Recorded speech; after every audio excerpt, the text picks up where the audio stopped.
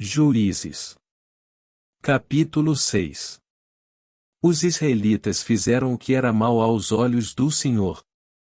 Por isso, o Senhor os entregou nas mãos dos midianitas durante 7 anos. Os midianitas eram tão cruéis que os israelitas fizeram para si esconderijos nas montanhas, nas cavernas e nas fortalezas. Sempre que os israelitas faziam o plantio, saqueadores de Midian, de Amaleque e de outros povos do leste atacavam Israel, acampavam na terra e destruíam as plantações até Gaza. Levavam ovelhas, bois e jumentos, e não deixavam coisa alguma para Israel comer. Esses bandos inimigos, que vinham com seus rebanhos e tendas, eram como uma praga de gafanhotos. Chegavam em camelos, tão numerosos que era impossível contá-los, e só partiam quando a terra estava devastada. Os midianitas reduziram Israel à mais absoluta pobreza, e o povo pediu socorro ao Senhor. Quando os israelitas clamaram ao Senhor por causa de Midian, o Senhor lhes enviou um profeta, que disse: Assim diz o Senhor, Deus de Israel, eu os tirei da escravidão no Egito. Eu os livrei dos egípcios e de todos que os oprimiam. Expulsei seus inimigos e dei a vocês a terra deles. Disse a vocês: Eu sou o Senhor, seu Deus. Não adorem os deuses dos amorreus, em cujas terras agora vivem. Mas vocês não me deram ouvidos. Então o anjo do Senhor veio e sentou-se debaixo do grande carvalho em Ofra que pertencia a Joás, do clã de Abiezer. Gideão, filho de Joás, estava debulhando trigo no fundo de uma prensa de uvas, a fim de não ser descoberto pelos midianitas. O anjo do Senhor apareceu a Gideão e disse: O Senhor está com você, guerreiro corajoso. Gideão respondeu: Meu senhor, se o Senhor está conosco, por que nos aconteceu tudo isso? E onde estão os milagres de que nossos antepassados nos falaram? Acaso não disseram: O Senhor nos tirou do Egito? Agora, porém, o Senhor nos abandonou e nos entregou nas mãos dos midianitas. Então o Senhor se voltou para ele e disse: Vá com a força que você tem e liberte Israel dos midianitas. Sou eu quem o envia. Mas, Senhor, como posso libertar Israel? Perguntou Gideão. Meu clã é o mais fraco de toda a tribo de Manassés, e eu sou o menos importante de minha família. Certamente estarei com você, disse o Senhor. E você destruirá os midianitas como se estivesse lutando contra um só homem. Gideão respondeu: Se, de fato, posso contar com tua ajuda, dá-me um sinal de que é mesmo o Senhor quem fala comigo.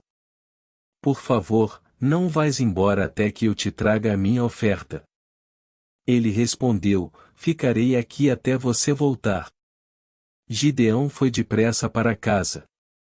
Cozinhou um cabrito e, com cerca de 20 litros de farinha, preparou pães sem fermento. Depois, colocou a carne num cesto e o caldo numa panela, os levou para fora e os ofereceu ao anjo que estava debaixo da grande árvore. O anjo de Deus lhe disse: Coloque a carne e os pães sem fermento sobre esta pedra e derrame neles o caldo. Gideão obedeceu. Então o anjo do Senhor tocou na carne e nos pães com a ponta da vara que estava em sua mão, e fogo subiu da pedra e consumiu tudo o que Gideão havia trazido. E o anjo do Senhor desapareceu. Quando Gideão percebeu que era o anjo do Senhor, exclamou: Ó soberano Senhor, estou perdido. Vi o anjo do Senhor face a face. Fique em paz, respondeu o Senhor. Não tenha medo, você não morrerá. Então Gideão construiu um altar para o Senhor naquele local e o chamou de Javé Shalom. Até hoje o altar está em Ofra, no território do clã de Abiezer.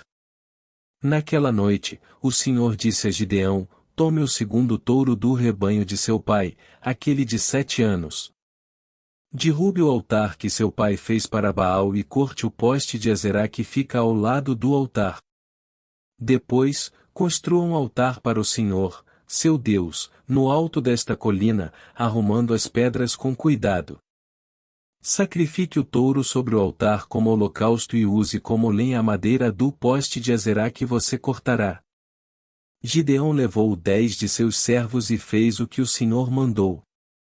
Porém, fez tudo de noite, com medo de sua família e do povo da cidade.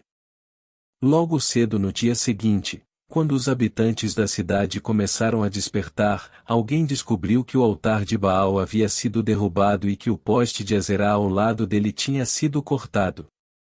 Em seu lugar, havia um novo altar, sobre o qual estavam os restos do touro sacrificado. Os habitantes perguntaram uns aos outros: quem fez isso? Depois de uma investigação cuidadosa, descobriram que tinha sido Gideão, filho de Joás.